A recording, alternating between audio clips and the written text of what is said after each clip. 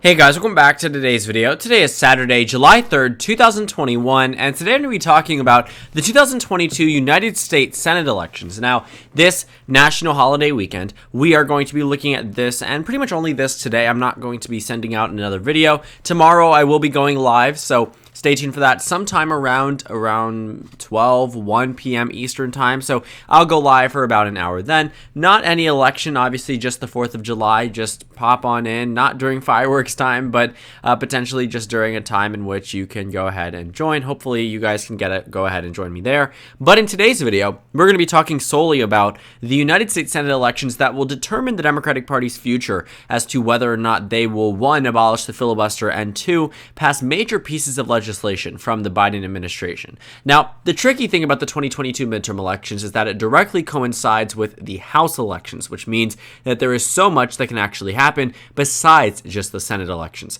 Currently speaking, the House of Representatives stands at a point where Democrats can lose 5 seats and the Republicans will reclaim the majority. For reference, there are over 430 seats in the House of Representatives, so 5 seems to be very negligible. And the Republican Party has a pretty significant advantage in terms of redistricting in the process itself, so they will have some type of advantage over the Democratic Party when it comes to that. So for the Senate elections, yes, it is a very big part of the Biden administration and their future plans, but keep in mind that things that they would like to pass through the Senate in almost any case will also have to pass through the House of Representatives. Major things, infrastructure bill, DC statehood, many things. There are a few exceptions though, Supreme Court nominations, other type of court nominations, cabinet nominations. Certain things do solely go through the United States Senate, but primarily much of it will coincide with the House of Representatives. So when I'm looking at this map, there isn't much that is going to change from my previous Senate prediction, and I am going to say that. So if you don't want to go ahead and go through the video, you don't have to. But I do want to say that there are 2 changes here that I am going to make that I do think are worth a little bit of time. And I do want to point out one specific race that is going to be quite interesting because we don't know whether or not the incumbent is going to run. So for right now, I'm just going to characterize all of the safe states for the Democratic Party and the Republican Party. I think this will give us a very good indication of which states not to necessarily worry about, which states won't truly be competitive when it comes down to the final stretch of the campaign season. And for the Democratic Party and the Republican Party, there are many safe states, many states that we already know which way they are going to go. But for the remaining 11, they seem to be in that swing state type of toss-up status. Now, for some of these, I will not agree that these states are well within reach for the opposition party. While they aren't necessarily deemed safe, the reason why I keep them likely is by the margin I expect these candidates to win by. If a candidate is winning by a likely margin, they're winning from anywhere from a low point of 5 all the way up to 15. And when I'm looking at some of these states, I expect Republicans or Democrats to do well in them, but I don't expect them to do well enough to actually win by above 15 points. So keep in mind that these aren't directly correlated with chances of victory. I do not calculate chances of victory just for every single race. Sometimes I will do it on an individual level, but I typically do not release them that way. So just a quick understanding of what the predictions and what the ratings actually mean. And for some of these likely states, I don't think you will be too surprised by them, but the first change actually comes from a state that was previously deemed a likely state, and that is the state of Nevada. Now, the reason why I'm moving Nevada is not too complicated. I mean, looking at the state itself, so far we pretty much know Catherine Cortez Masto is going to win that Democratic nomination. It seems only one person has announced against her, and then only one person has actually announced they're running for the Republican primary, and that is Adam Laxalt. Now, he hasn't officially released it, but we are under that understanding that this will be the person running for Senate in 2022, and he actually served as the Nevada Attorney General in 2015, 2019, lost the governor election in 2018 by a margin of just under 5 points, a 4.1% margin in the state of Nevada. So he came close. He came within a pretty reasonable grasp or reach within the gubernatorial election, especially in what was a Democrat plus 8 year. This is actually a pretty strong result for Adam Laxalt. The Senate candidate, Jackie Rosen, the Democrat, defeated Dean Heller by a margin of 5 points. So Adam Laxalt actually ran ahead of Dean Heller in this race, despite Dean Heller being an incumbent Republican senator. So 2022, while won't be an election in which I expect Adam Laxalt to win or do super well, I wouldn't be surprised if he inched up the race closer. And I think that if we are in a position where there isn't going to be a competitive Democratic or competitive Republican primary, it'll probably be a traditional matchup in which we could see Nevada resort back to being just a lean state. Now, there are certain circumstances in which Nevada can move back into the likely Democratic column. If Catherine Cortez Masto being she, starts taking advanced leads, then of course we will move it back into the likely column. But for right now, I'm a bit more comfortable as I am understanding the race shaping out to be a race between Adam Laxalt and Catherine Cortez Masto. But that is the first change you are going to see. Nevada moves from likely Dem to lean Dem. But that doesn't mean there aren't any likely Democratic states. In fact, for right now at least, there's only one, but potentially there could be more in the future. And that is the state of Colorado. Now, I don't think Colorado is too much of a shock to many of you guys when you're looking at the 2020 election results. I mean, Biden won here by 13.5%.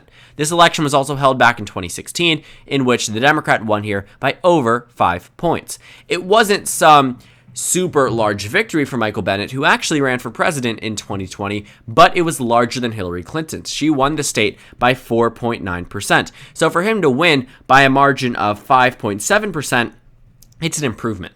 And if Bennet was to even come close to replicating Biden's numbers, or potentially in a situation outrunning Joe Biden, this could actually end up being a safe state. I used to characterize the race as safe, I think maybe way further back. I had Colorado in the safe column. I don't think Colorado will be a safe state by margin simply due to the circumstances of the year, at least now, but I wouldn't be shocked. But for right now, I'm going to keep Colorado in the likely column, and we're talking about keeping it in the upper likely column. Now, for the Republican Party, they have their own likely states, enough that it will actually counteract the Democratic Party being at 47 seats. The first state is the state of Iowa. Now, I say Iowa as a likely state, not because I believe that there will be a possibility for a Democratic victory, but more so as a possibility that Republicans don't exactly win by the margin that they used to. If you want to take a look at the Senate election results in the state of Iowa, I implore you to look at 2016. And I will preface this by saying that Chuck Grassley, the incumbent Republican senator, had the least amount in terms of shared vote of the state of Iowa, the least amount since his first election in 2016. And he still defeated Patty Judge, the Democrat, by over 20 points. He won here by a margin of nearly 25 points, 24.5. If you want to round up, it's 25 points. We're in a position where Grassley won 100 counties and Patty Judge won just one. While Hillary Clinton and Joe Biden both lost Iowa, they certainly won more than just one county. So for reference, Chuck Grassley's narrowest margin in all of his elections was in 2016, or at least narrowest percentage of the vote share was in 2016, besides his first election, which was under the Ronald Reagan presidency. That's how long ago when you're looking at the election. So it is quite fascinating to see how this one Senate candidate did so well in the past. And he continues to do well in this state. But it seems that the voters in the state haven't exactly been too comfortable with the idea of him winning, or at least running for re-election. I have no doubt that they would re-elect him, but I don't think 25 points is the margin that we would see. In addition, the state itself has gotten increasingly more polarized since 2016, as has the rest of the nation. So for right now, I'm going to say it's a likely Republican state only because I do not think he will win by 25 points if he was to be re-elected, but I wouldn't be shocked at 13-14. But right now, it seems that over 60% of the state says they do not want Chuck Grassley to run, largely due to age and what many people would view as him being part of the establishment for how long he's been in the United States Senate. And looking at Ohio, this is the next state that moves over into the likely column. This really only happens because of Ohio's electoral performance in 2020. Donald Trump won here by 8.1%. Do you know how much he won by in 2016? He also won by 8.1%. Right now, Rob Portman has said that the incumbent Republican in Ohio has said that he's not running for re-election. But it seems that right now, Josh Mandel, J.D. Vance, Jane Timken seem to be the more notable candidates in this race. Now, Josh Mandel actually ran for Senate in 2012 and lost. Ran in 2018, cited family issues, his wife's health as a reason why he could not run. But now he's running in 2022, and he's more pro-Trump than he's ever been. more so than 2018, and much more conservative than 2012. So Josh Mandel is painting himself in a very similar light as President Trump, and while that may not necessarily work in other swing states, I think it might work in the state of Ohio. So for right now, under the assumption that the Republican nominee will likely be able to inspire the same type of support as President Trump, I will keep it in the likely column. Also, Ohio isn't as much of a swing state as it used to be. If anything, it leans at the best for Democrats towards the Republican Party. And let's keep continuing. We have other states that we can take a look at in the likely column, actually just one other state, so I don't know why I said it was plural, but the other state that I would consider to be a likely Republican state is the state of Florida. Now, Florida is a very interesting state. It actually shifted towards the right in 2020, despite the rest of the country shifting towards the left. And the main determining factor as to why Florida got more right-wing was largely due to Miami-Dade County and counties with a very similar minority composition. Joe Biden won Miami-Dade County by 6 points. Yes, it's a victory, but for reference, Hillary Clinton won here by 30 points in 2016. Donald Trump improved his raw vote share by 200,000 votes. Joe Biden, on the contrary, relative to Hillary Clinton, keep in mind, highest turnout election since 1900 across the United States. Yes, since the year 1900, 120 years, Joe Biden receives 7,000 votes less than Hillary Clinton. So major improvements were made for Donald Trump across the state, and Marco Rubio continuously in 2016 and 2010 got a significant portion of the minority vote that makes me confident he will win the state by a likely margin. And when you actually go ahead and take a look at Florida and the only poll that has been released, and to be fair to the Democrat Val Demings, this poll was taken by a Republican internal, but Marco Rubio defeats her by 20 points in this head-to-head matchup. Do I think he will win by 20? My prediction is saying no. No, I do not think he will beat her by 20. But the fact that that poll is out there, that yes, it is a Republican internal, but again, internals typically do not like to lie to themselves. While they may skew in one way or another and may have some type of inherent bias within the questions, none of that can make up for the fact that there is a 20-point margin in that poll. If anything, it may reduce it to, at best case for Democrats, 10 points, but the main takeaway is that Rubio seems to have a strong grip on many of these voters. But now we're at 47-47, and the Senate does need to end up having a majority by the end of this video. For right now, I'm going to give you the states where I think the Democratic Party has a pretty good shot at victory across the map.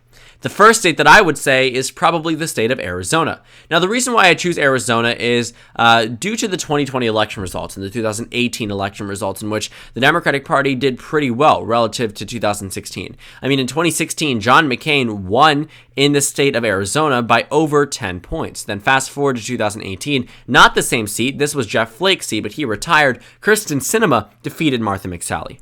Now, due to John McCain's unfortunate passing, John Kyle, the former Republican who actually held this seat held by Kyrsten Sinema now, ended up taking over for him, but then said he would retire at the end of 2019. Well, come the end of 2019, Governor Doug Ducey is forced to pick the next nominee. Who does he choose? Martha McSally. On the same ballot that Joe Biden flips Arizona for the first time since 1996, Mark Kelly defeats Martha McSally.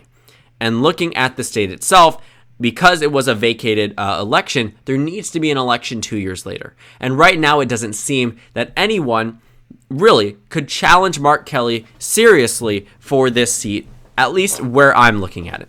When I look at the candidate list in the state of Arizona in 2022, I am not thoroughly impressed by the Republican Party. We have the Attorney General of Arizona, which I think would be the best nominee for the Republican Party. But amongst those who have publicly expressed interest, you have Andy Biggs, the U.S. representative for Arizona's 5th Congressional District. You can't really find too many people that are so pro-Trump.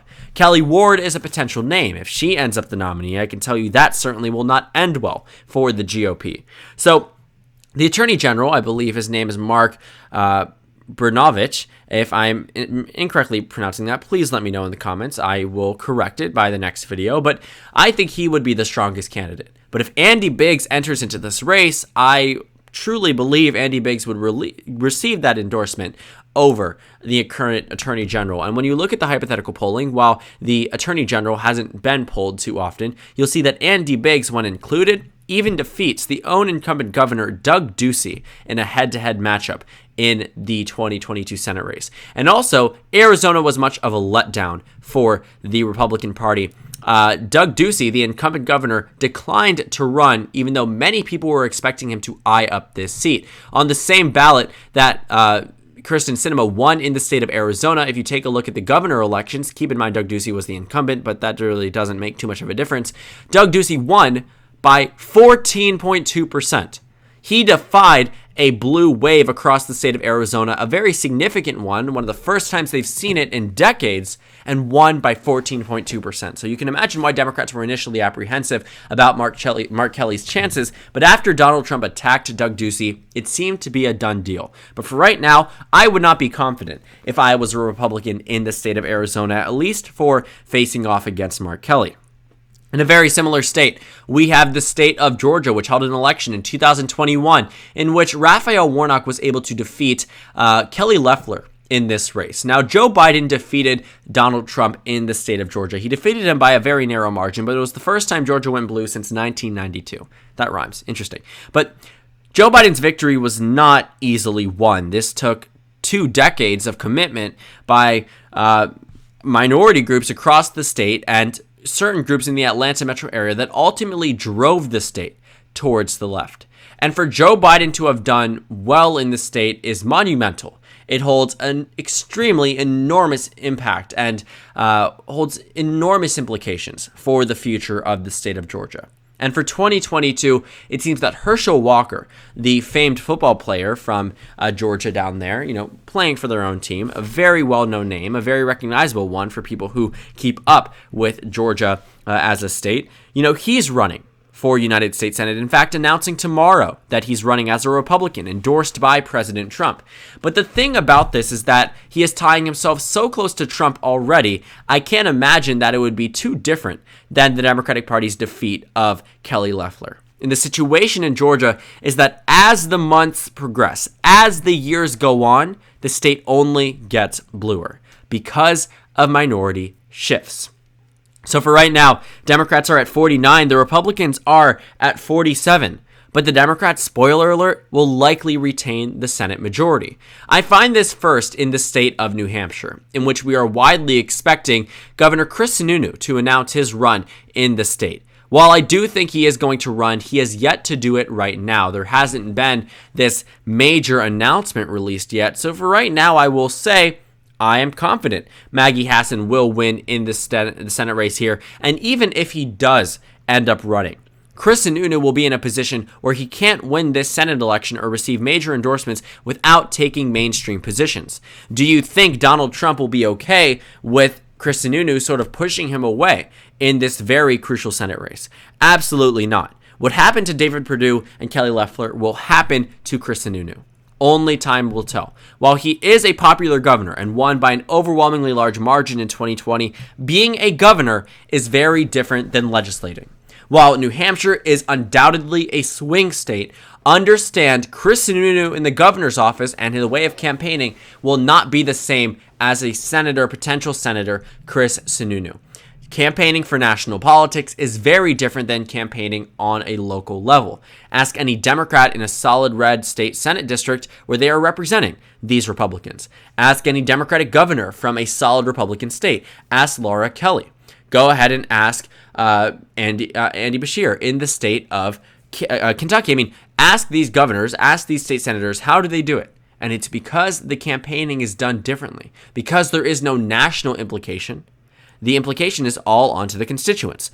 So while they may be Republicans at heart, if they temporarily identify with Democrats for the sake of the governorship and nothing else, they will be more likely to elect them. The same sort of thing can be added on to Chris Sununu, who, while is widely popular, will have many more implications being a senator rather than being the governor of the state of New Hampshire. So for right now, I'm sticking by my lean Democrat characterization in that state. Maggie Hassan, currently speaking, I will say, is potentially on a pathway to be reelected, at least right now, a year and a half out until the election. So now we're down to the final few states, 2 Rust Belt states, Wisconsin and Pennsylvania, and then the state of North Carolina. Well, for right now, I'm going to stick by my current characterization of North Carolina being a tilt red state. It almost always leans towards the right, and I can't really see it going blue this election year. 2022, we aren't entirely sure of what type of wave or if it will be a wave for either party, but I would say my safest bet and the most realistic characterization of the race right now is a tilt Republican one. While there is a retiring incumbent, the state still ultimately leans towards the right, and I think while Cherry Beasley is again a strong candidate, I've said that in previous videos, again, to reiterate, North Carolina typically leans towards the right. The last time there were major wins for Democrats besides the governor election in the state of North Carolina was 2008, and that was when Obama won the state by 14,000 votes. They won on the Senate level, but beyond that, we haven't seen major gains for the Democrats in the state of North Carolina. So that leaves us with two toss-up states. And for one of them, the rating isn't changing. But for one of them, I do want to talk about. Pennsylvania is the race where I believe it'll go by a lean Dem margin towards the Democratic Party. But for Ron Johnson, man, do I have something to point out about his campaign strategy and the way that he has put himself on for the past couple of months. When Ron Johnson was a very big proponent of President Trump during the Capitol insurrection time period, during the time period in which Donald Trump was actively sending out and going to rallies to declare the election rigged, Ron Johnson went into Congress with every intention of voting against the electoral certification of states, including his own. And then, after the insurrection, he changed his mind. But he campaigned with Trump. He tied himself so closely to the former president, and yet he still does it. This poll from February of 2021 is from Public Policy Polling, in which they've asked voters, how do you feel about X, Y, and Z? In this public policy poll, they show that the approval rating of Ron Johnson is just 35%. The disapproval rating is 48%. Right now, Ron Johnson stands at a negative 13-point position, but again, from February of 2021. But the circumstance for Ron Johnson is that the tied relation towards Donald Trump has not changed. In April of 2021, Donald Trump encouraged Ron Johnson to run in 2022, endorsed him, sent out many flattering messages, yet Ron Johnson hasn't even made a decision himself as to whether or not he's going to run. But despite this being as a possibility, rather than trying to play the centrist, more moderate card, like many politicians are known to do, Ron Johnson is going full on towards the Trump end, even going so far as stepping beyond President Trump, who has encouraged people to take the vaccine on Fox News and other media sites, encouraging people to be safer amidst COVID-19. But what Ron Johnson is doing is close to discouraging people to get the vaccines, holding events, asking people to come forth about the safety or lack thereof of the COVID-19 vaccine, sort of fueling conspiracy theories that the COVID-19 vaccine is bad for the average public, wanting to highlight smaller side effects, wanting to highlight very peculiar cases. Out of over 150 plus million people with the first dose or fully vaccinated, Ron Johnson goes out to the public in Wisconsin, a state that is lagging behind others in terms of vaccination rates, in telling them that this may not be safe for them. For a public official to come out against public health isn't necessarily anything that I would view in a winnable candidate. Maybe Ron Johnson isn't going to run, but for right now, I am going to move my characterization of Wisconsin from what was tilt Republican 2 months ago to tilt Democrat a month ago over to lean Democrat. Ron Johnson is going so far on the right-wing stance that I can't really say that you could even imagine he came from a swing state. He's not just pro-Trump at this point. He's anti, in a sense, what seems to be publicly anti-vax. While he may be privately vaccinated against COVID-19, maybe forcibly by the United States Senate procedures. But what's happening with Ron Johnson is that he's holding these town halls, he's spreading out information to highlight the lack of safety, which is completely false. They've debunked numerous claims by Ron Johnson, if I do need to point that out. But the fact he's doing it really goes to show that Ron Johnson isn't some type of standard Republican. He comes from a state where you sort of need to be in order to be reelected, but he's gotten lucky twice. For 2022, I don't imagine he'd be too likely. And I think there are detrimental effects to the Republican Party across the state as well, to a point where I would say maybe even that Republican nominee will be brought down by the decisions and the words chosen by Ron Johnson. But here we are at our final Senate prediction for July of 2021. I will be going live tomorrow, which is the 4th of July, around 12 or 1 p.m. Eastern time, so go ahead and check that out. But the final map, 52 for the Democrats, 48 for the GOP. So thank you guys so much for watching this video. Make sure to comment down suggestions below. Subscribe on the left if you haven't already, and check out the Instagram and Twitter. At the bottom left of the screen, there's also a Discord server for you to go ahead and join. On the screen, there's a video you can watch, and then a playlist for my 2022 Senate election analysis videos. Again, thank you guys so much for watching, and I will see you all tomorrow.